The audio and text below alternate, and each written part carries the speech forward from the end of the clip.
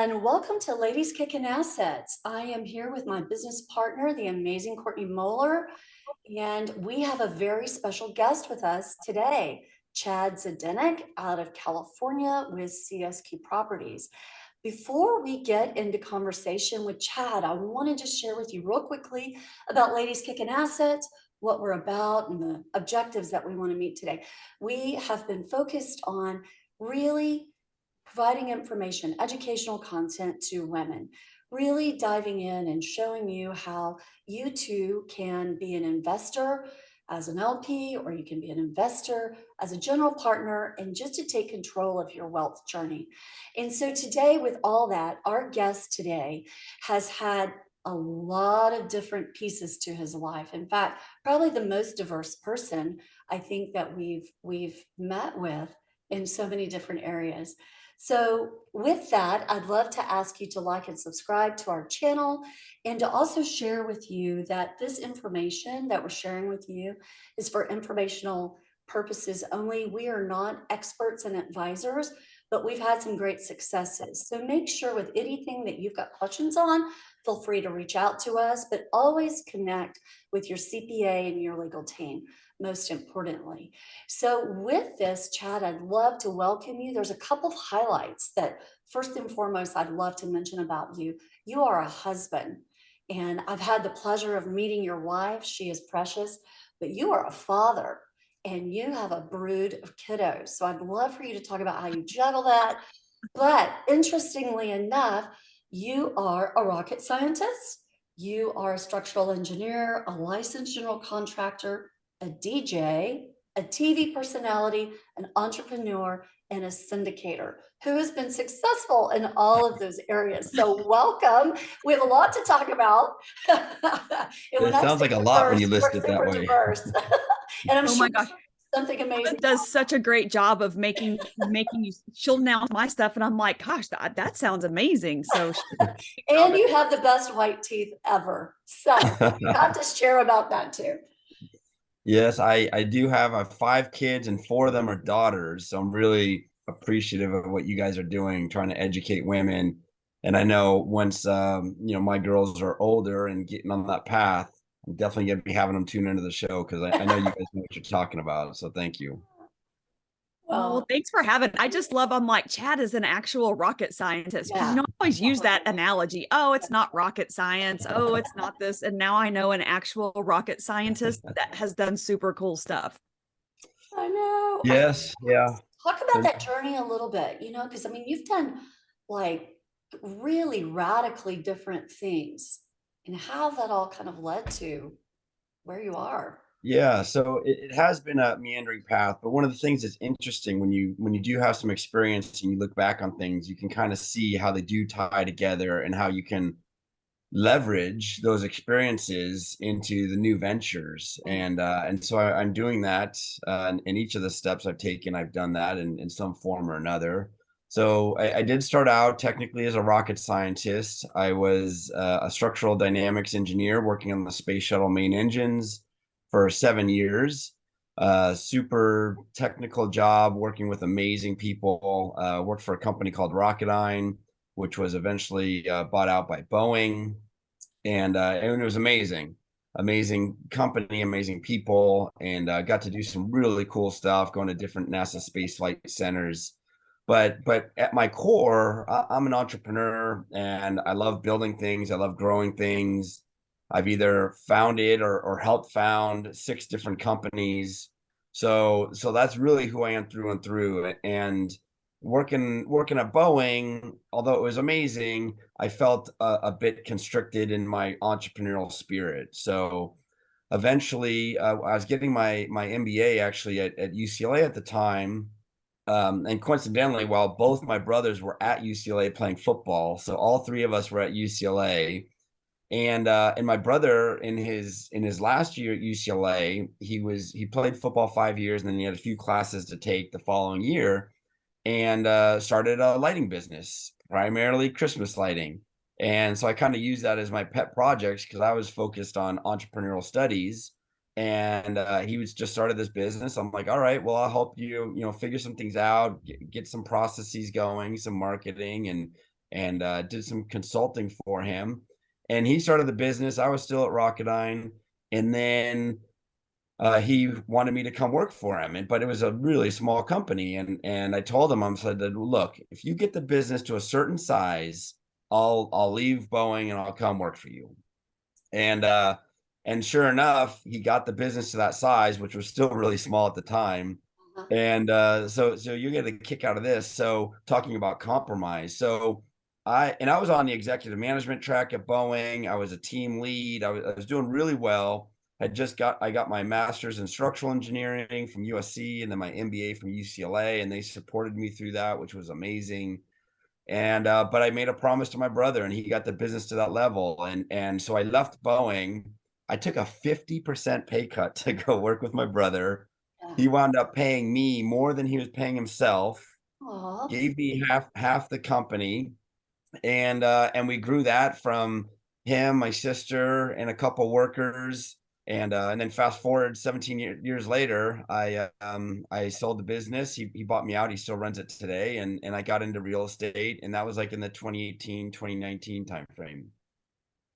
So amazing. So it's really not been that long that you've been in the real estate space.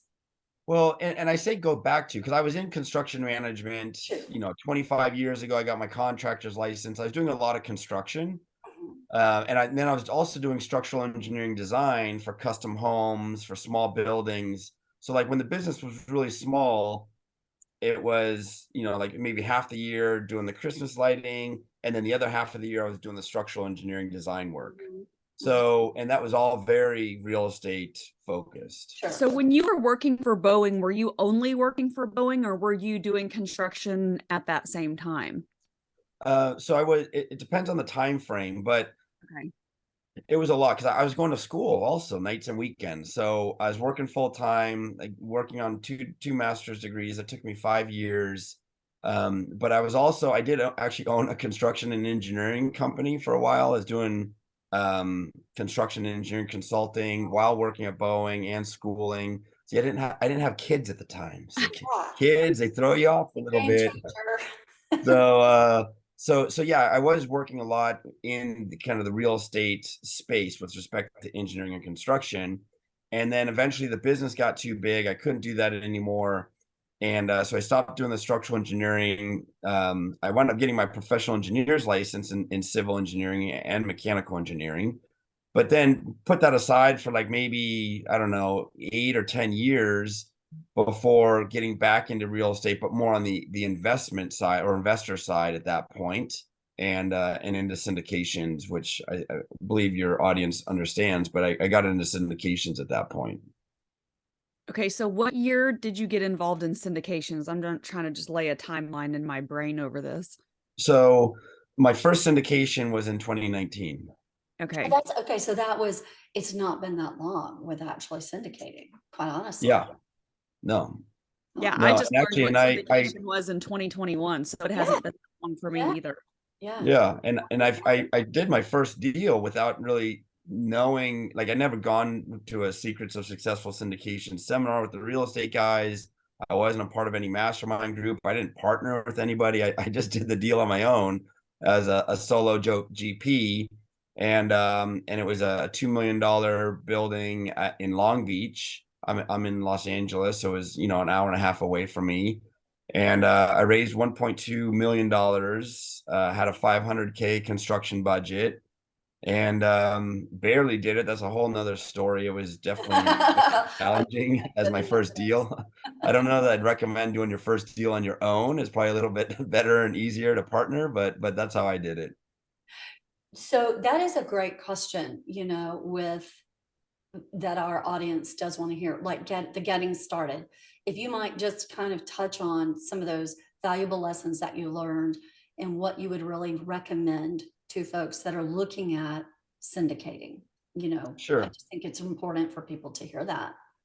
Yeah. So look, I think all of us have some level of experience, if you will, or strengths within three buckets: time, talent, and treasure, right? Mhm. So if you're younger, you might have a lot of time, especially if you don't have a family. If you're, more experienced, you start to get some talent, that's the experience side of the bucket.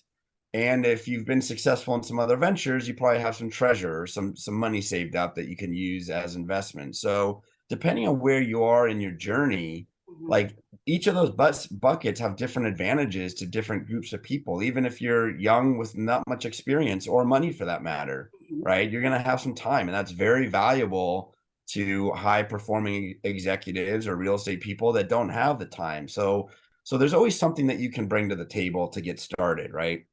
And I think that's really, really important because in real estate, one of the things I love about it is there's so many different facets to it, right? If you're on the outside, you might just put real estate all into one bucket, but there's so many different aspects of real estate, and you could be successful in a lot of them, that you can really kind of find your niche or find out what you like to do and focus on that and just become really successful in it. So for me, I had, I guess I had treasure because I had sold a business, and I had talent because I ran and grew a successful business. I had a lot of contacts, so I did have talent as well. And then I had just sold my business, so I guess I did have time, right, to some degree. Although at that point I think I had three kids, the fourth on the way at that point, so that was definitely eating away at the time part of it. But I certainly had a good background, and so I went into real estate, and one of the things that might be obvious or not, but like if you're getting into real estate or you're doing your first deal, you don't do your deal on day one, right? You got to be nurturing this thing, and it's something that we've learned from Robert and Russ of the real estate guys. You got to be a farmer, and you got to kind of nurture your persona, nurture yourself, nurture your contact list, right? And it takes time to do that, especially if you're transitioning from one career to another career. That could really take some time. And the longer you've been in that first career, the longer it takes to transition, but the more experience you have, ultimately that can be a really big advantage for you. So I did have a bit of a transition. It took some time. I was very deliberate about what I wanted to do, and just kept away at it. One of my core values is grit for my company. So to me, that I'm all about grit. I mean, you guys know me well enough, right? I mean, I get down, I hustle, I'm not afraid to roll up the sleeves, and grit for me is a big part of my success. Oh, I love that. I love that. I do too. And I love that you laid out those three different buckets, because I think there are misconceptions that people have about being able to get into this space. Everybody thinks that they've got to have money, or they've got to have whatever they have in their mind, but there are ways to partner with people. And it's really important to find those people that have, maybe you have time, you've got to find somebody that's got the treasure. You've got to find somebody that's got the talent. And it's just a matter of putting those buckets together, to create the full package. And so I love that you brought that up. Yeah. And interestingly, you did that project on your own. And so moving from, working independently and syndicating, you've then brought in partners since then for projects going forward. Is that correct? Yeah. And it's totally a different approach. And frankly, I'd recommend partnering for people that are really starting.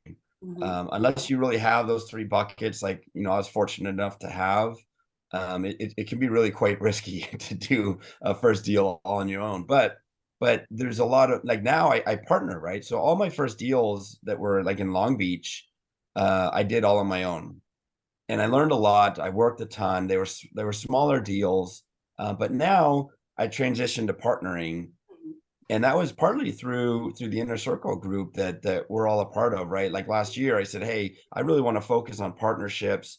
I want to do deals with other people, bigger deals, out of state deals, because being in California became very difficult during COVID. It kind of exacerbated some of the issues that we have as a landlord or a business owner, frankly, for that matter, in California is very difficult.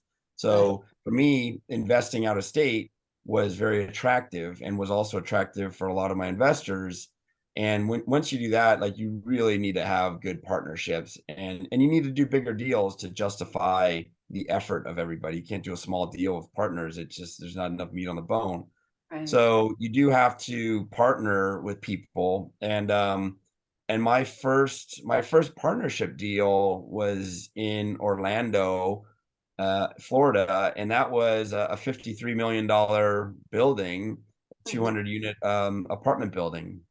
And so much different than what I was doing before.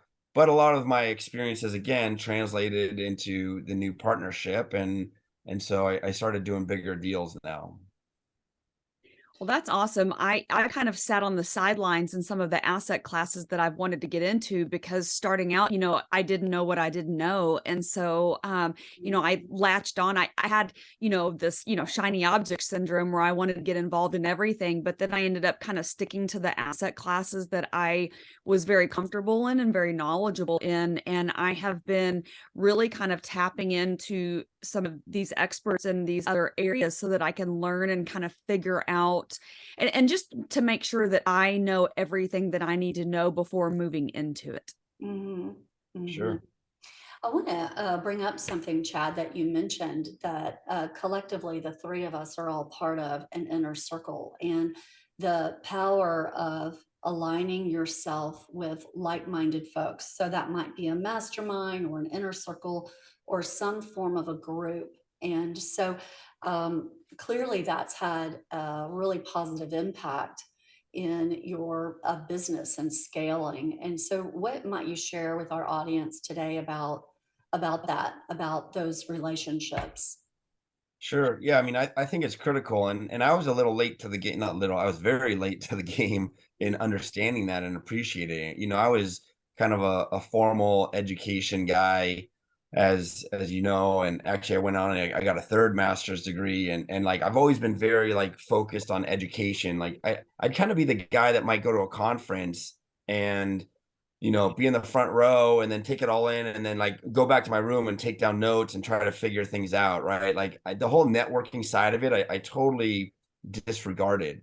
And really, like, I don't know, to my demise is the right word, but it was a shortfall, right? It was hindering me, and I didn't really realize it. And so I never had any mentors until just a few years ago. I never joined any mastermind groups until just a few years ago. And now, like, it's like I see the light, like, oh my gosh, these partnerships are amazing. I can learn so much from other people. I don't need to like go through all this, school of hard knocks and whatnot. And it makes a really big difference. And I think, Robert and Russ say it best, like mentorship programs or mastermind groups help you compress time frames. Yes. So if you're a smart person, you work hard, like you're gonna get there, right? You don't even have to be that smart, actually. If you just work hard and don't give up, like you're gonna get there, right? But it could take a really long time.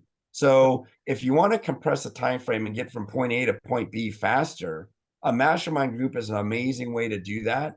And I've learned so much more that way. And so now, like I go to the same seminars over and over again, and some people make fun of me that I'm a slow learner, but it's No, Well, I I told not somebody, a slow learner. yeah, somebody said, haven't you gone to Secrets of Successful Syndication like 5 times now? And I said, yes, but it's Yes. kind of like reading a book or watching a movie. Every time I rewatch a movie, I see something I don't remember seeing last time. totally. Same thing with books. And you never know what little nuggets or tidbits that are impactful that you're going to pick up that maybe didn't register with you last time, or maybe, different things have happened over the course of a year where information you're going to be able to take that and utilize it and apply it in a way that you just didn't realize it before. So all of these things, yes, I've done it 5 times. I will continue to go because I continue to meet amazing people doing amazing things. And that's really where the magic happens, is getting in that room and talking to people and strategizing and hearing things. So it's like a fast track. These masterminds and conferences are the fast track to achieving your goals. Totally, They are. And 100%. Courtney, I just want to mention one thing about that.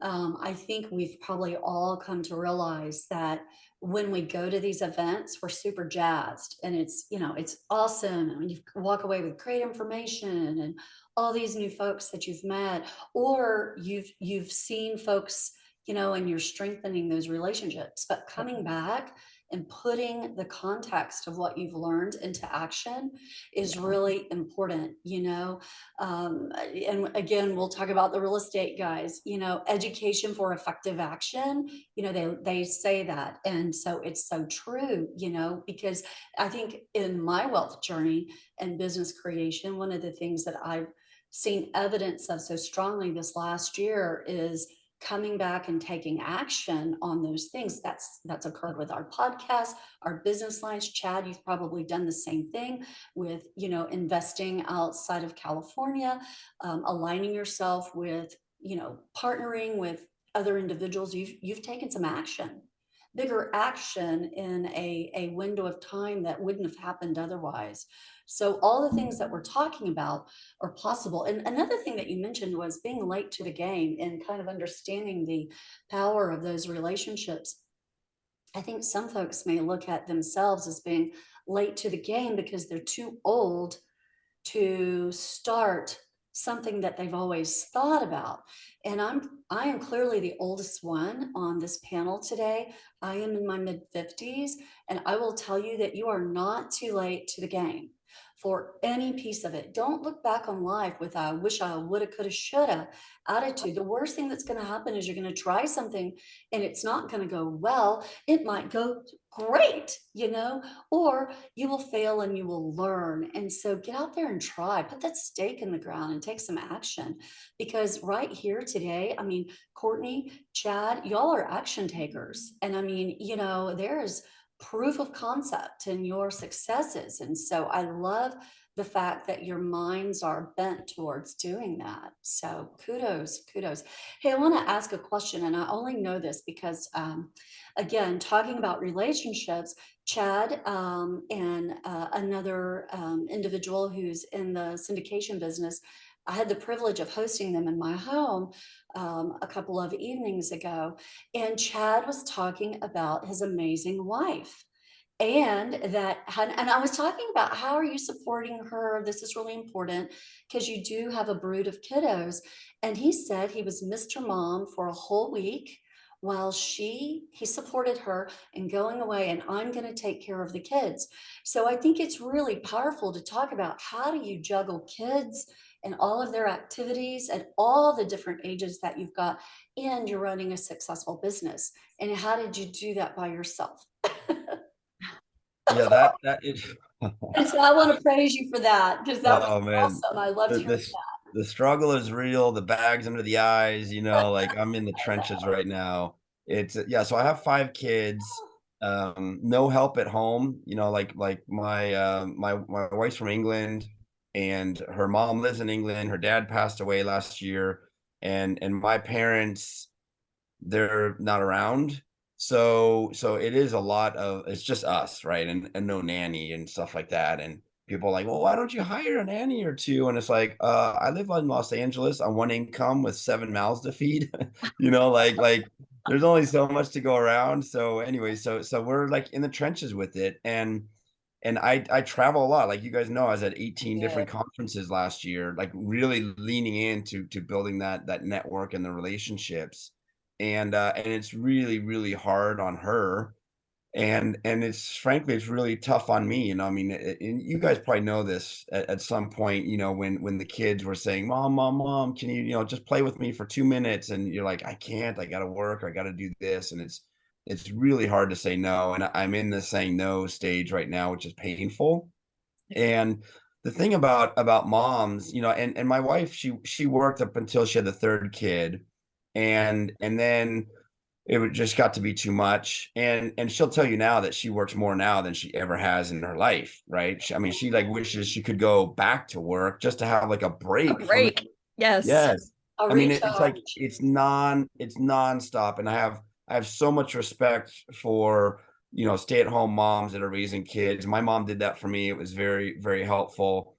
And it's really tough, right? Really, really hard. And so I try, I try to be supportive of her, but it's really tough. I mean, I'm working like 70 hours a week right now, at least 6 days a week. And it's just, it's hard. So she wanted to go visit her mom, for a birthday, and this was only like maybe 2 months ago now. And so I told her, I'm like, all right, well, you go to London, and she wanted to bring the kids with her. I'm like, you can't bring kids for a weekend with the time change, that like they're going to be a mess for half the time.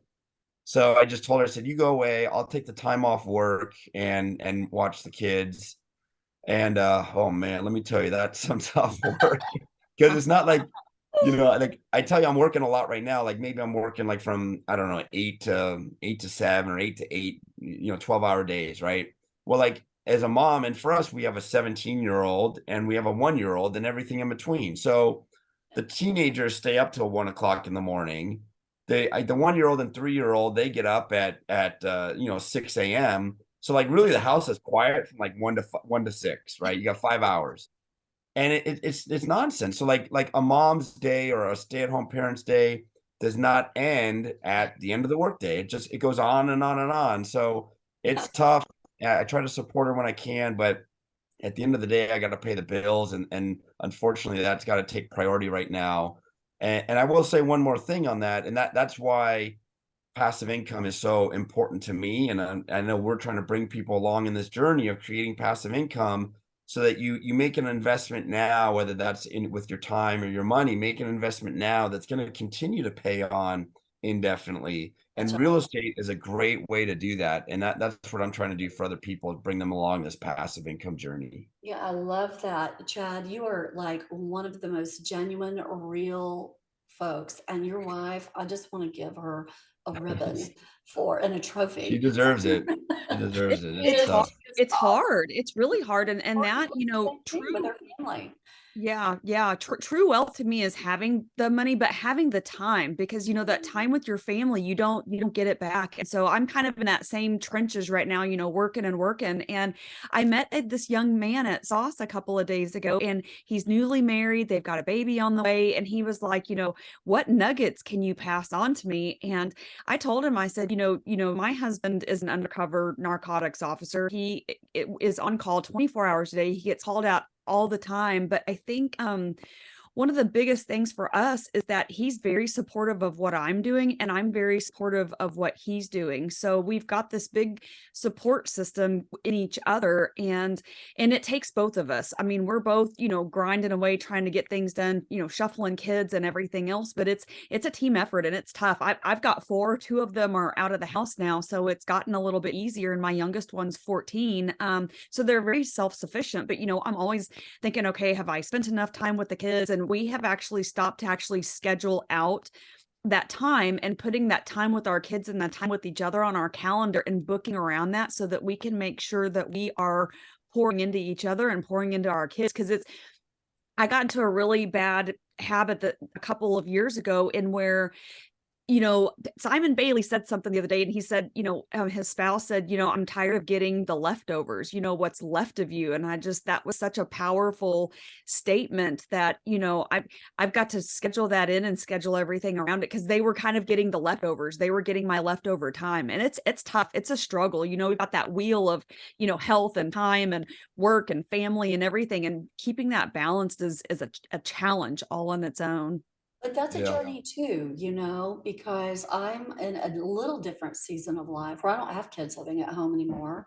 I've got 2 that are completely off payroll, and which is beautiful, and a third one then who Are they really off the payroll? I mean, does that really ever actually happen? well, yeah, actually, yeah, you do it in different ways. I'm just kidding. My older kids are great. They're super You do it in different self-sufficient. ways. Like sometimes it's like, you plan a trip and it's like, maybe where they're at with they can't afford airfare or whatever. And it's like, you kind of pick up on that. But I think that, it's like your wealth journey, your health journey, your relationship journey with your children and your spouse.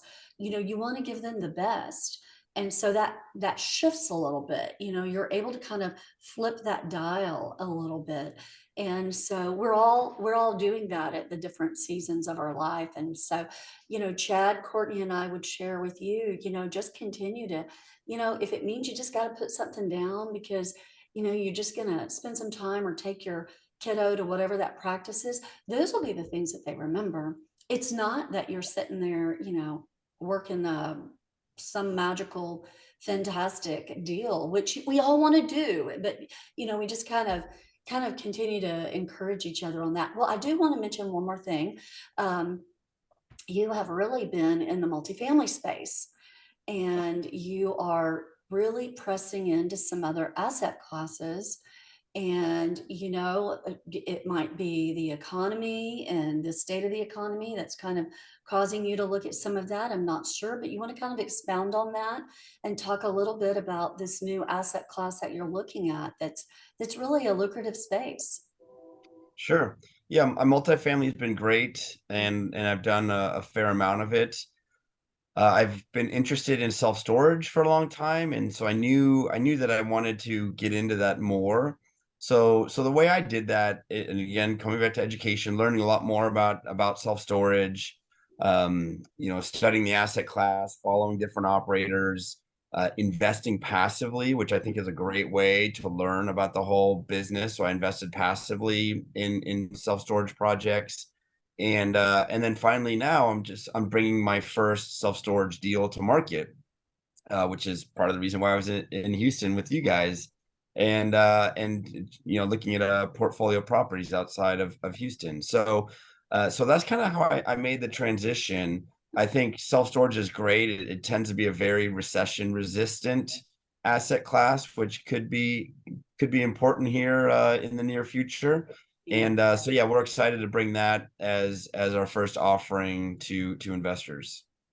I love that. Awesome. And I love that you said that you invested in it first, because that has been kind of what I have done as well.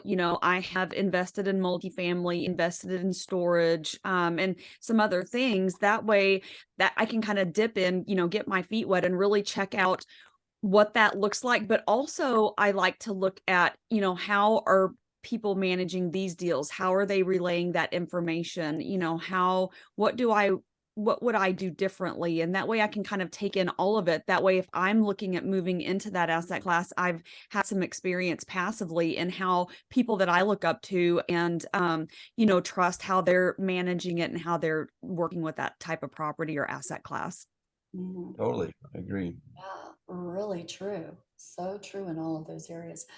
Well, Chad, we want to just thank you for your time today.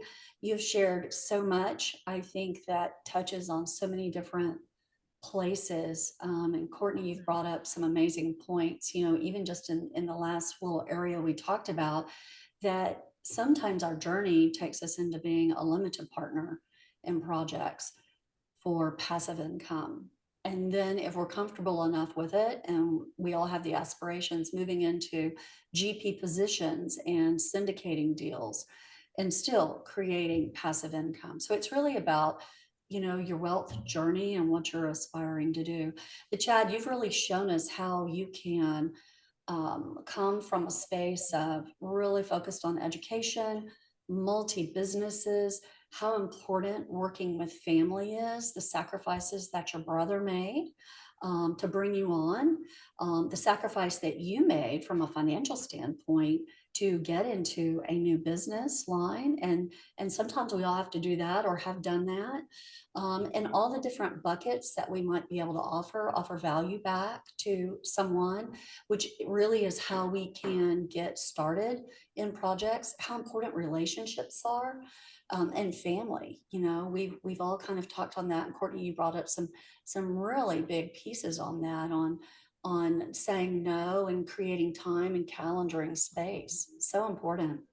Yeah. Really Wow, important. great recap. She's I good was listener. just sitting here going, Pretty "Oh, much. that's like the best recap This ever." is my journey. This Are is you reading notes? my, Like, oh, what I'm just learning happened? too. Wow. So anyway, but Chad, really, you want to share with our listeners how they can reach out to you and how they can find you? Because I know you are going to resonate with someone here that's going to reach out. Sure. Yeah, I think the best way is on any social media is just CSQ Properties, either LinkedIn, Facebook, Instagram, also csqproperties.com. And we have an ebook on there on why entrepreneurs should be investing in apartments, which I think is Good. very helpful. I mean, I've been on the entrepreneurial journey, and that's kind of the people that I like to serve and help the most. So I put together a pretty elaborate book on that. And so they I can want to download read that your there. book because I'm sure it is very elaborate. I'm sure it's really good. Seriously. Yeah.